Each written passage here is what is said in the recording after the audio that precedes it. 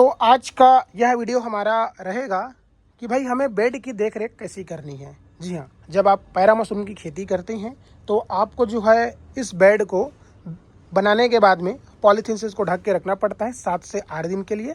और 7 से 8 दिन बाद जब आप पॉलीथीन को हटाते हैं तो हमें किन बातों का विशेष ध्यान रखना चाहिए, आज की इस वीडियो में समझते हैं।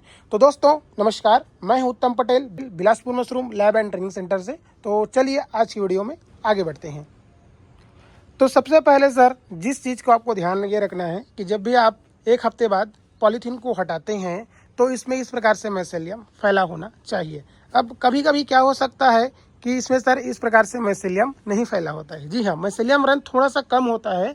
तो इस स्थिति में आप क्या कर सकते हैं कि जहाँ पॉलीथीन को 7 या 8 दिन बाद हटा रहे हैं उसको 2 दिन के लिए और आगे बढ़ा दीजिए। जी हाँ, 9-10 दिन के लिए आप इसको ढक के रखिए। माइसेलियम डेफिनेटली आगे और ज़्यादा ग्रो करेगा।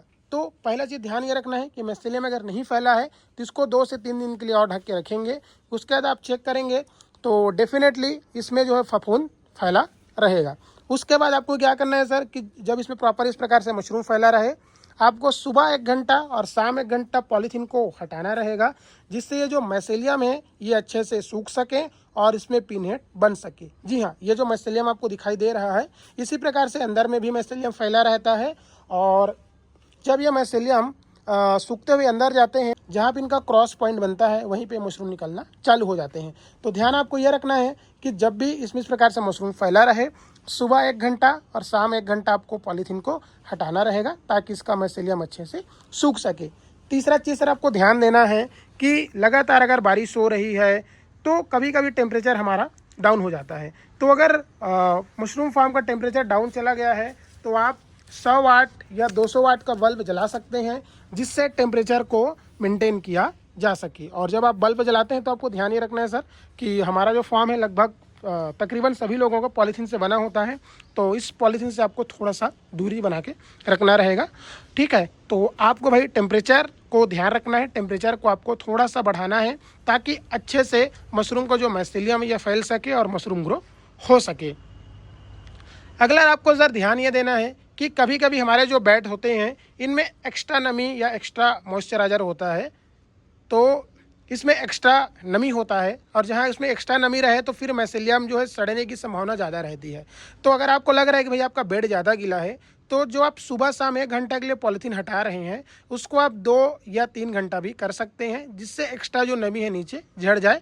उसके बाद आप नॉर्मल पॉलीथीन को इसमें ढक के रखिए, जिससे हमारा माइसेलियम अच्छे से सूख सके। अगला चीज़ सर आपको ध्यान जो रखना है वो है आपका साफ़ सफाई का। जी हाँ, मशरूम की जो हमारी खेती है ये बहुत ही हाइजीन की, साफ़ सफाई की खेती होती है। तो फर्स्ट ऑफ ऑल आपको ध्यान ये रखना है कि बाहरी व्यक्ति कोई अंदर एंटर ना करे। अगर एंटर कर रहा है, नहीं बन रहा है भाई कि उसको बाहर रोकें, मास्क या गमछा लगाने के लिए बोल सकते हैं। कोशिश करिए अंदर स्लीपर या चप्पल पहन के ना आए। इसके अलावा सर आपको ध्यान देना है कि आसपास कोई जानवर, गोबर फेंकने का स्थान या ऐसी जो है अनवांटेड चीज़ें नहीं होनी चाहिए जिससे हमारी मशरूम की खेती प्रॉब्लम में आए। तो आपको बेसिकली साफ़ सफाई और हाइजीन का ध्यान रखना है।